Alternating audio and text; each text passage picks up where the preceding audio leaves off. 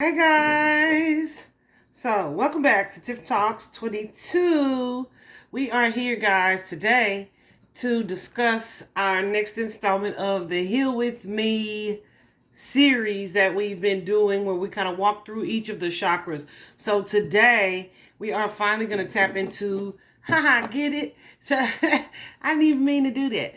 Tap into the third eye chakra, also called the brow chakra, the sixth chakra. Buddhists call it the eye of consciousness. It is also can be in Sanskrit translated to the seat of intuition, right? The seeing chakra.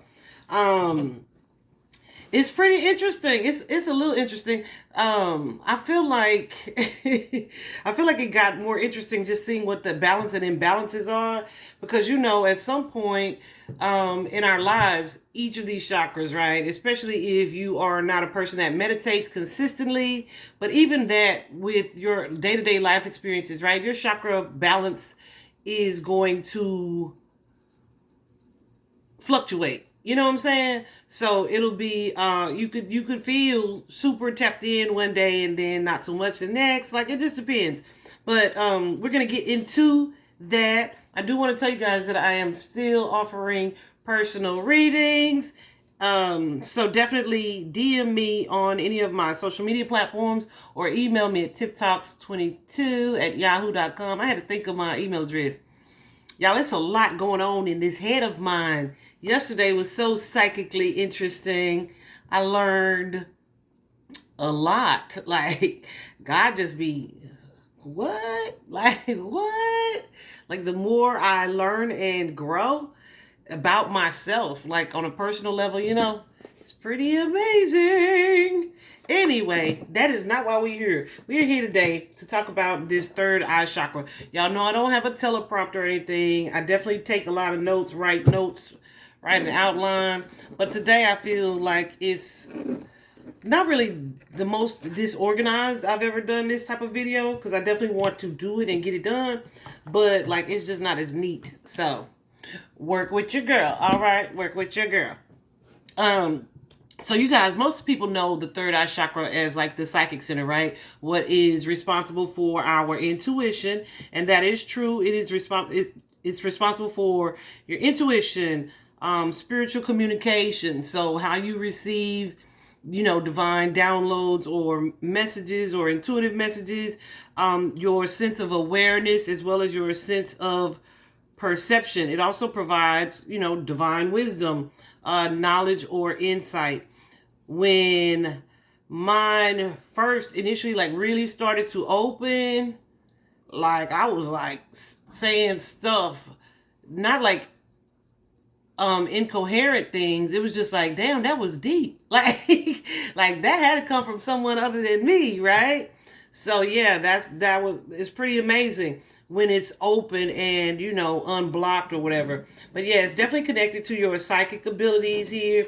But even when I say perception, it is beyond the physical perception. Like, what you can see is happening for you or around you or to you. I mean, not for you, to you or around you in your vicinity, right? It's deeper than that. It is an ability to see what is not visible. Okay, so it's the way that you interpret or perceive things, right? Also, because it is connected so deeply to our minds, like the imbalance of it could be like a thin line for sure. Okay, so we'll get into that. Something else that I found was interesting, right? Most people know the third eye chakra to be here, like kind of between your brow area. However, based on the research that I did today, it's actually kind of located here. It's called the atlanto-occipital joint here. So it's like the top of your spine, but right below the cranium. So right where your right above where your neck, basically your neck and your skull meet. Okay. However, from there it radiates light out to here, which would be that third eye chakra correlation that we all are familiar with, right? Isn't that interesting? Yeah, because you got the pineal gland and the pituitary gland, which are also both connected within the brain, but they radiate light to the front, like to the eyes. So I thought that was interesting as heck because everybody just says my third eye, right? But yeah, that's not really where it starts. This whole body thing is so interesting and intriguing to me. Of course, the third eye chakra is represented by the color indigo. Y'all know I usually try to put the color on. I don't know what we're gonna do for the crown chakra. I do have a purple shirt though, but I don't know if it's here. I have to go get it or something. We'll see. But yeah, it's the color indigo, which is like a mix between blue and purple. But yeah, it is, and it's reflective of the solar plexus chakra. So the solar plexus chakra, as we know, if you guys have watched already or just have a knowing of, the solar plexus chakra is that intuition, it's that gut, it's gut feelings. So the chakras on the lower half of our body tend to reflect one or more of the chakras on the upper half, right? So this third eye chakra is reflective of that solar plexus chakra. So if there's an imbalance here, there's likely an imbalance here. Okay. But yeah, so it's your gut feeling, that inner teacher, that strong intuition, learning to trust your own voice and trust your own instinct here. And something also on my journey that Spirit had to help me with was learning to trust not only myself, my own voice. And I feel like that started with me learning to trust the divine, right? Learning to trust that the universe was going to support me or have my back, right? So it's like, even if you are, okay, I'm sorry. Y'all know how I get when I wear my little curls. Even if you are in a space where you are listening or you're hearing the voice of the divine, it's like, is what they're telling me correct, right? It's like you being assured enough of the voice. I just saw 717 on the clock, divine wisdom, spiritual knowledge, etc. That's timely, isn't it? But even if you are hearing this voice or this inner voice or your higher self, however you want to call it, or God's voice, right? Are you confident enough or trusting enough of it to act upon what it is that you hear? Okay. And a lot of people are not. You'd be surprised. Well, you probably wouldn't. But yeah, so when this chakra is open, right, that's what you have the ability to do. You have the ability to trust that inner voice. You have the ability to trust your own instinct, right? If it feels off, then it's like, yeah, I'm not going. Or if it, or if you are guided to go this way or to take this route or to make this choice or take this action, do you trust that voice enough to do that? And if your chakra is open, then yes, you likely will, right? So, it allows you for sure to be intuitive with your body as well as your mind. Like when my hand starts itching, the typical things, right? Are you able to discern that this is what that means, right? It is also, it also allows you to have strong and detailed imagination. Of course, the ability to follow your gut feelings, strong perception again of your surroundings, right? This place does not feel safe. I am not going to stay here, that kind of thing. It also helps with visualization. So being able to visualize concepts, ideas, and dreams. And when I was reading that, I was thinking about a lot of the people that have such a hard time even meditating. It is likely because that chakra is blocked, but because of the connection to the lower, and the lower being the support and foundation to the upper. If you are trying to open that third eye chakra, I would definitely start with the solar plexus. But even the solar plexus is supported by the root and the sacral. So start from the beginning, work your way up. All right. So yeah, if you have too much energy flowing through this area, or it's overactive or underactive, of course, there can be different responses that can show up in the physical or, in how you carry out your day to day. Okay. So an overactive chakra, uh, uh, um, an overactive, why do I keep wanting to say throat chakra? Like I ain't got this lapis lazuli in my bra. I feel like they're also connected too. So we're going to talk about that. But an overactive third eye chakra, you may experience nightmares, right? You may experience delusions. You may experience hallucinations. You may have like a really obsessive energy, either just obsessive about something or obsessive to details, right? Details that are likely insignificant. Or you could have a real difficulty concentrating on things that are outside of your comfort zone, or just being able to really focus in general. You may also experience paranoia, or a tendency, like I said, to kind of space out, that difficulty focusing. And another interesting point here, because I'm looking the way I wrote this, the third eye chakra, right, is, how do I want to say that? It's represented by like a circle. Not just all the other chakras are represented by just a circle, but this chakra is represented by a circle and like two, so to speak, petals on the sides, on either side, the left and the right. That is representative or symbolic of the left and the right brain, the left and the right hemisphere of the brain. So what's happening in here psychologically affects this third eye, and vice versa, right?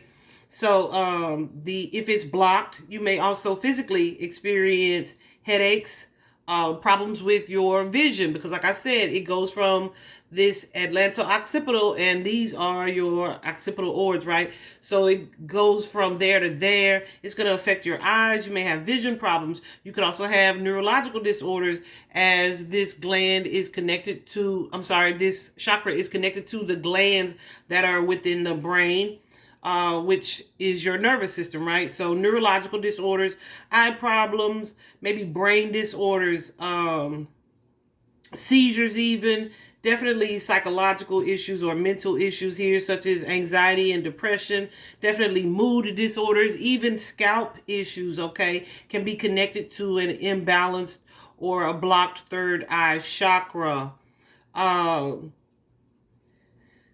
What else did I want to point out there? Because I wrote something else over here that was similar. Oh, this is less of a physical and more of like an emotional, or based on how you interact, or reflected in how you interact, right? You may be a person who is unable to plan or to set goals. You may experience a narrow-mindedness, like such a fixed or rigid view that you are closed-minded. I just saw 1313 on the clock. That you're closed-minded, so much so in a way that you're unable to open your imagination up to new possibilities, new ways of seeing things, or a new sense of understanding things. So I immediately thought of that Hierophant energy, that Taurus energy, right? Where the people who are so stuck to religion that they're unable to have or be open to spiritual experiences. Does that make sense? Yeah, I mean, I know so many like that, like a lot, right? So if you are experiencing that, or you know someone who experiences that, then that is likely symbolic of the fact that their third eye chakra is closed. They probably don't have good intuition. I also thought, with this being the sixth chakra, you've also heard it's called women's intuition. This is definitely ruled by feminine energy. That sixth sense, the sixth chakra, is connected to the third eye as well. So in underactive chakra, like I said, you may have that narrow-minded energy. You may also have that poor vision or memory. You may also be a person who is in denial for an extended period of time. Like, it's hard for people to convince you of things. And it's not like convince, like to talk you into something. It's like convinced to open your mind to think outside of what it is that you've been rigidly taught. Okay. you definitely would have difficulty seeing the future, because why? You lack imagination or an ability to really visualize anything past what it is that you see right now. That sounds so like such a sad existence to me, but it's obviously the reality for a lot of people. But I would just hate for that to be so blocked that I am, completely closed off in that way. Something else that I have learned was that with the third eye chakra, right, it's like two channels that come together to form one chakra, right? So depending on which side, like your left or right brain, it's called the Pingala and the Ida or Ida. Depending on which side of that is blocked or out of balance. Say you have a stroke on one side, then it's going to affect your third eye in a way with the other side, unless you're able to fully recover. But so yeah, that Pingala side is the one that causes, when it's in balance, causes you to be closed-minded or so fixed, or have the fixed or rigid views, unable to see anything past what either you've been taught or what's been proven. So what I was thinking about that is these are also people who would likely be excessively pessimistic if they're blocked or closed off, excessively pessimistic or lack of faith. So these are the people who may not believe in a higher power. Why? Because you can't see it, right? These are the people who may be prone to believing that things won't get better, which is what? Depression. Prone to thinking that things won't get better because they can't visualize, because this specific chakra is blocked. I was like, whoa, right? So if people, I feel like, and that makes sense too, because one of those glands is responsible for the production of serotonin, which is also directly connected to depression. Isn't that crazy? How it's all so connected? I'd be like, oh, that's fascinating. I hope y'all feel that energy, because that's how I was feeling. Like, oh, it's so, I'm so amazed and just awe-inspired the more that I learn about how the mind and the body and the soul is connected. I used to say it all the time. I don't think I've said it in a while, but it is all so connected. To see or hear that from a psychological standpoint or an emotional standpoint, you could have this situation going on an emotional or psychological level, and also have this wound that's creating the blockage on a spiritual level, right? Like a broken heart or something like that, right? And it manifests in a physical way. Mind, body, and soul. I don't know. I'm just in awe of God, and you got to know it's God or a higher power or a creative energy that is superior to you, because your ass can't create all this. You can do it, right? So wow, I just feel sorry for anybody who just doesn't trust in the unknown in that way, right? So yeah, with the Ida channel, if that channel of the third eye is blocked or imbalanced here, you may be too dependent on your intuition, right? Too dependent on reliant on your emotions, and not reliant enough on logic, right? The logical aspect, right? The tangible aspect of life. That's what I'm about to say. You may be dismissive of logic or analysis in that way. This is someone, if this Ida channel of this portion of the third eye is blocked, you may live more in the moment, right? That you are so in touch with your feelings.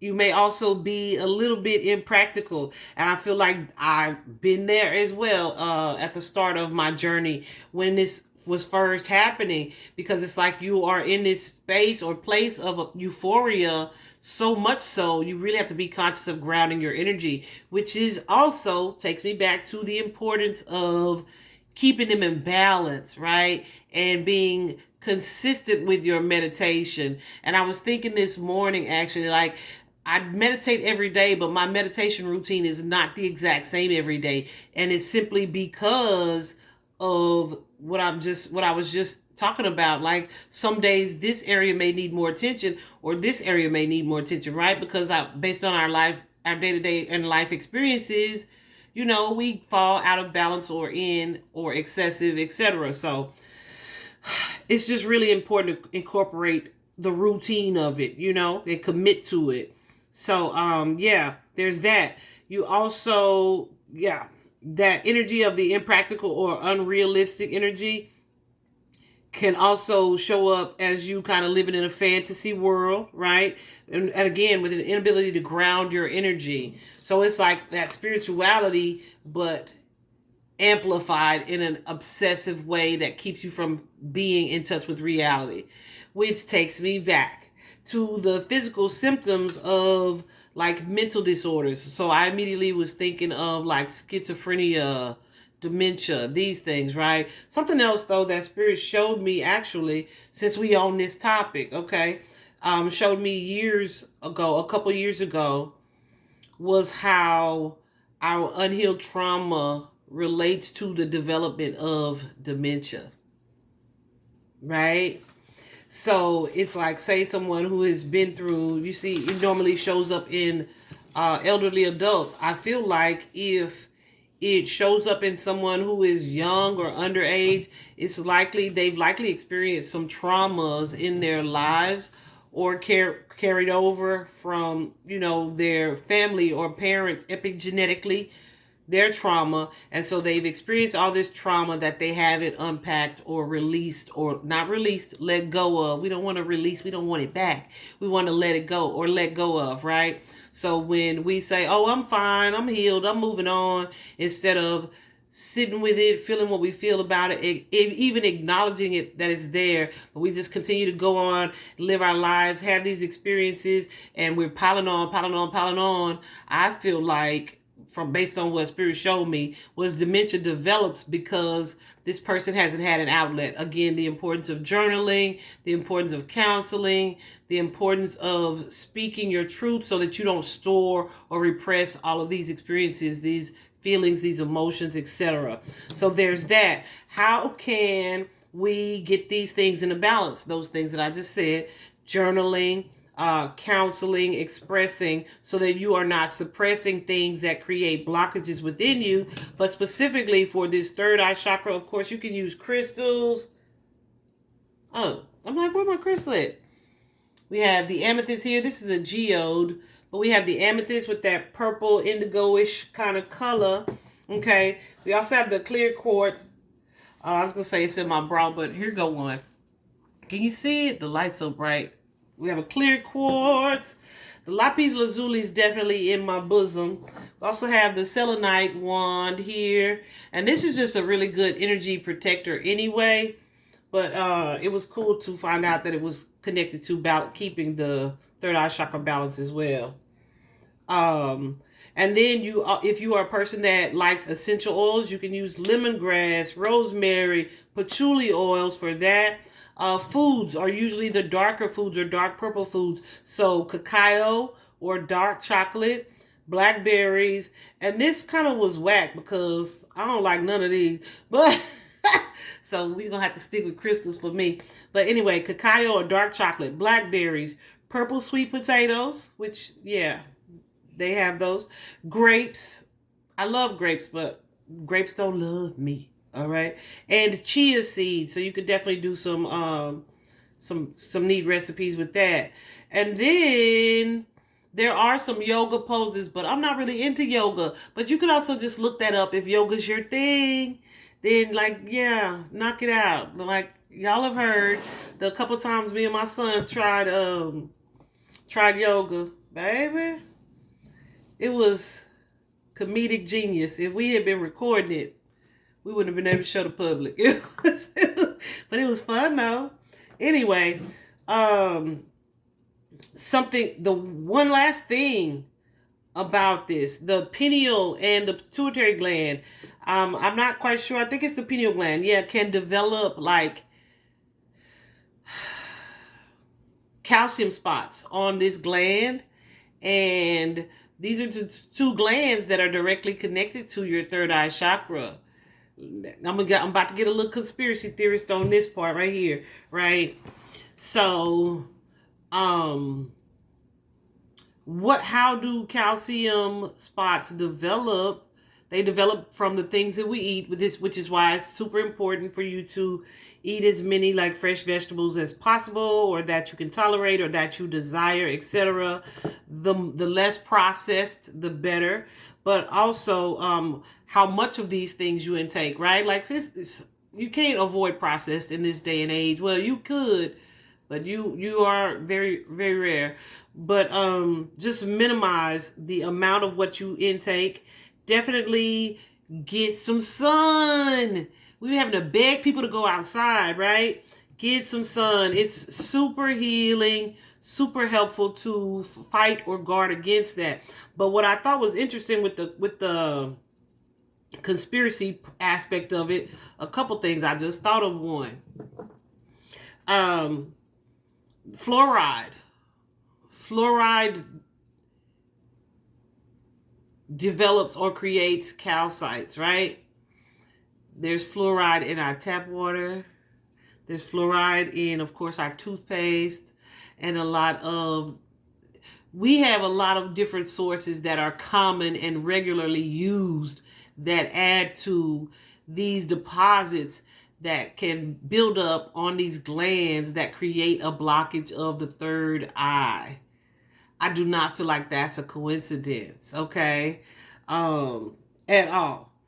And then what I was just also thinking, but I thought this at the time anyway, when it was popular, a couple of years ago, we had this sickness going around, right? And what they tell you to do, they wanted you to stay inside, to stay quarantined, or to not interact, right? So you're not getting any sun. I was like, oh, hell no, we're not going to be able to do that at all, right? We're not going to be able to do that at all, because I already knew the healing power of the sun.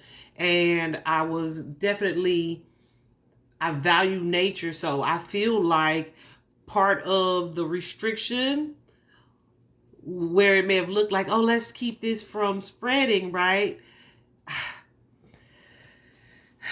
Y'all see where I'm going? I feel like part of that restriction, the use of fluoride and everything, is it to intentionally build the blockages of that center, right? Which some of y'all don't like this, which I also feel like was the same reason for the creation of religion, or that's how okay, I said it, okay. Right, to control the masses in a way. If you have a whole bunch of freaking free thinkers who can see beyond, who have this increased awareness and perception here, right, then how are we going to be able to control them, right? So I feel like that's part of as well why there are people who are so against, like, don't open your third eye, don't do that. Like, why wouldn't you, right? If it meant that all of your energy centers were in balance, why would you not? Anyway, these are just theories, okay? Those are just theories of mine, but I just saw the correlation and the connection of it all when I tell y'all that I believe everything is spiritual warfare. Everything is spiritual warfare. So if you, I don't really feel like, I feel like this is a short video. I don't really feel like a need to tell you to open your third eye chakra. It is valuable, but I don't feel like it's the one for you to start at, right? It's not like all of a sudden you decide, oh, I want to be psychic, I'm going to open my third eye. It's just not, it's not going to come like that. Typically, it's definitely, so connected to the others that there's a need to start at the root, right? Start at the root, heal from the root up. And as these other chakras become cleared, then you'll know when it's time to get to that point, right? It's a process. So trust the process. Okay. So I hope you guys learned something. I hope this was at least kind of interesting to you. Let me see what else I could tell you here. Oh, I think we did all that. The sinuses, the head, the face, the eyes, the pituitary glands, the nose, right? Yeah. and your ability to trust in a higher source, which I feel like is the most important. However, even that I feel starts at the root. Hope this was helpful, guys. Vibe high.